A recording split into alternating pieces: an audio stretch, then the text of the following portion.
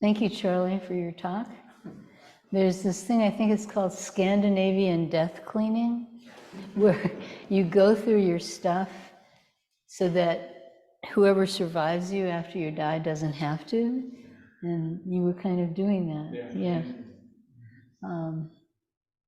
Yeah, it's interesting. Stan and I had our house sort of worked on, not remodeled, but just painted and stuff. And a few years ago, and we had to pack everything up and then unpack everything. And yeah, there's all this stuff. You go, what? What is this doing? And we'd say to ourselves, does our son want to deal with this after we die? So thank you for your talk and congratulations on your new living situation. Are there any questions? Yes, Linda. So Charlie mentioned our practice of self-awareness, and recently I've been hearing in a couple places that we are, we're not ourselves or a person or whatever, we are actually aware of the awareness, aware of all the consciousness, aware of like the knowing and not knowing, aware of being aware. So did Zen Master Bon Hae say anything about that? I don't remember him saying anything about we are awareness. We are awareness sounds very suspicious to me. Suspicious. It seems very mystical and feel good and new age and old age and I don't know what, but we are awareness. It's an idea. Right now, awake. That's very important. But when you make a noun like awareness, or beauty, or truth, or evil, or any of these abstract nouns, what do they mean? What do they mean? So I don't know what we are. I mean, that's our great question. Who are you? What are you? What is your substance? Your fundamental substance. What are you?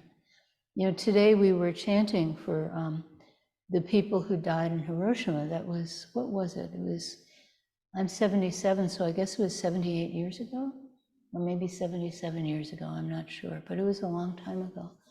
And it was just before I was born, so it was 78 years ago. And, as I was sitting and going, what am I? And, looking at the great question. And I thought of these people who were just going about their business. They were at work, they were at school, they were shopping, they were in the garden, they were walking the dog, whatever it was. These people who were just doing what they were doing. And in a fraction of a second, they were completely obliterated.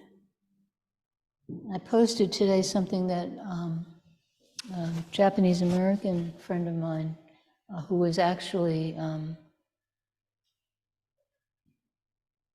well, anyway, I posted something that, an article, a sort of, essay about Hiroshima, and it talked to, the first part was all about the technology and how great the technology was, and it was creepy, to read that, this sort of celebration of technology. And then it went from there to just very deadpan, sort of cold-heartedly said what happened when the bomb dropped and exploded. I think it exploded in the air. I don't think it actually hit the ground. And the way everything was pulverized. I mean, buildings were completely flattened and turned to dust like that. And everyone inside them and everything inside them just turned to dust like that. And the people outside turned to dust like that. So when you say, we are awareness, I don't know what that means. I don't know what that means. It seems to me to be a way to evade the truth of our lives. So, yeah, I just have this visceral reaction of, no, that's something people say to feel good about themselves, And our job is to really completely accept what is there, not in the sense of acceptance like it's great, but like, yeah, that's how it is. That's exactly how it is. And not try to evade it. And then when we can completely say, yes, that's how it is, then we have action possible. You can't alleviate suffering if you don't recognize suffering. And yeah, there's joy and there's wonder. I mean, you know, this universe is inherently amazing. You just open your eyes to it. You know, you look through a camera lens and everything becomes a photograph, everything becomes beautiful. I'm so glad you found your camera, because they're very, very expensive. Camera equipment is insanely expensive. I mean, there's a body, there's a lens, there's all this stuff. But yeah, these are not separate, just whatever, just to see exactly what is. So that's my response to your question. And now you're going to tell me, oh, on page such and such of this book, Zen Master Song says that. But that's my response to your question. And thank you for giving me an excuse to talk about Hiroshima. So, are there any other questions?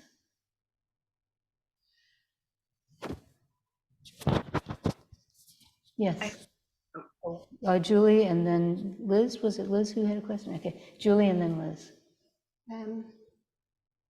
I guess like Linda, I try to wrap my mind around like the non-self. Mm-hmm. And so what I'm getting closest to is really just sort of the flow of experience and perceptions, like direct perception. But I mean, even I guess non-self is a concept. Mm-hmm. So I guess the Zen perspective is to just sort of be in the moment, what is right now. Well, so there really isn't a Zen perspective. That's kind of important, because then you're relying on something outside your direct experience. Instead, this is my experience, like, what is the Zen perspective? Tell me, you know, we have to be careful about that. But yeah, there's this constant flow, there's this constant flux. Where's the boundary between you and the universe? There isn't any. You're not like a separate little bubble, you know, or a mylar balloon with a very, that's difficult to pop, that's floating in this thing that's different from you. Yeah, there's this constant flow and there's this constant flux. And it's always changing. Yeah, absolutely. And it's fundamentally empty. That's another fundamental teaching. But what is this emptiness? What is this flux? So to completely experience it, to really see it, not with the eyes, but really perceive it. That's the point. And when you perceive it, then there's no words. That's another important point. Yeah, so we're here. Most of us are here for one of two reasons. Either because at some point in our lives, our suffering was so great that we had to turn to something to help us, or because at some point in our lives, we had this big question like, what is this? You know, I came to practice because of suffering. Stan, my co-teachers, and Master Hae Kwang, my husband, came to practice because he wanted to know what is this. So he's very high class. But yeah, these are the fundamental questions, and they're not that distinct. And we have to keep them alive. Just keep them alive. Boy, I'm gloomy today. But it's all wonderful too. Yeah. Liz, you had a question. Well, my question is the idea of Charlie had said, and I've had that experience too, where you create this situation that you think happened, and you hold on to it only to discover that that wasn't correct. It was, you were really wrong. And hopefully, as in Charlie's place, you keep your mouth shut and you don't say something or do something, although sometimes I have. So, but it and I know that's a I assume I was going to say, I know that's a principle in Zen, but you could go back to there are no principles in Zen. But the question then is, or the comment is, isn't that sometimes used though to say, well, you created it, that's not really what it is. And so it also seems that's, and where my problem is knowing the difference between the two, I guess. But we don't talk about the other one very much. We all talk about how what you create in your mind is delusion, and you created it, it's mind. And I'm Yes. stuck. So what you create in your mind is delusion, but what you see is not. So if Charlie had emptied all of his boxes and there were no cameras, that's different than having a big pile of boxes and Charlie hasn't found his cameras yet. So what you're talking about, and I'm so glad you brought it up because it's really important, is when people get gaslit. So you're in a group and you feel that there's some kind of anti-female, anti-gay, anti-people of color, anti-people from certain countries. You feel that there's a kind of atmosphere of repression, of harassment, of whatever. And if you try to bring it up, people say, oh, you're just making something up. So, but most of the time when people feel those things, they're correct, because those things pervade our society. They absolutely pervade our society. Even people who think that they're free of it are still have it. We all have this stuff in the back of our minds because that's the society we're living in. So to not let the absolute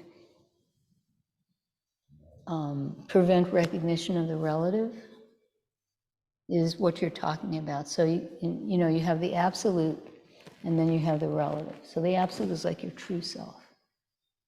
And the relative is how you manifest. And the point is the relative is the manifestation of the absolute. So the absolute is this interpenetration of all beings. And the relative is that Jane's sitting over there and Courtney's sitting over there. So you have the absolute and you have the relative, and then people use the absolute to dismiss perceptions of the relative, and that's what you're talking about. And yeah, it's gaslighting, and you have to stick up for what you perceive. You have to ask yourself, am I really perceiving this? And if yes, that's what you're really perceiving, then you need to, if you see something, say something, right? Then you need to find a way.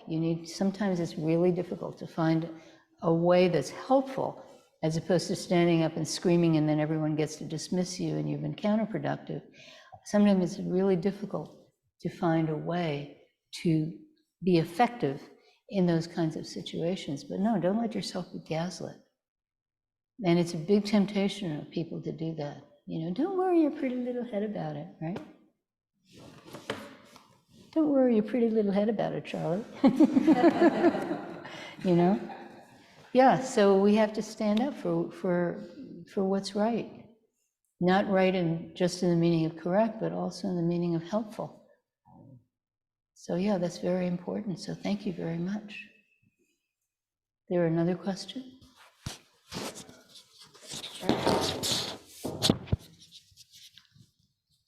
You can just hold it. I'm reminded of an expression that is often used in our sessions when we're talking, is don't make anything. Don't make a dharma. Don't make a truth out of anything. Don't make anything right or wrong. Mm-hmm. And it's really hard. It's really hard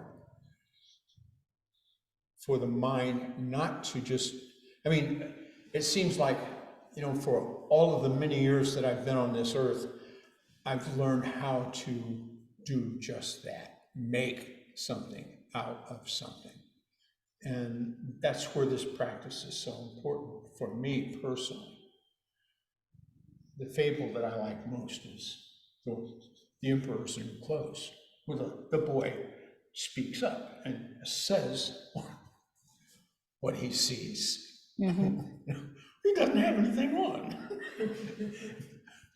Yeah, so whoops, don't make anything but perceive everything. Yeah, right. And don't let yourself be gaslit. Yeah. Yeah, try being a woman in the math department in the 1970s.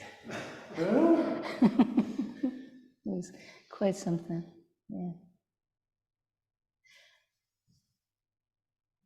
Are there any other questions?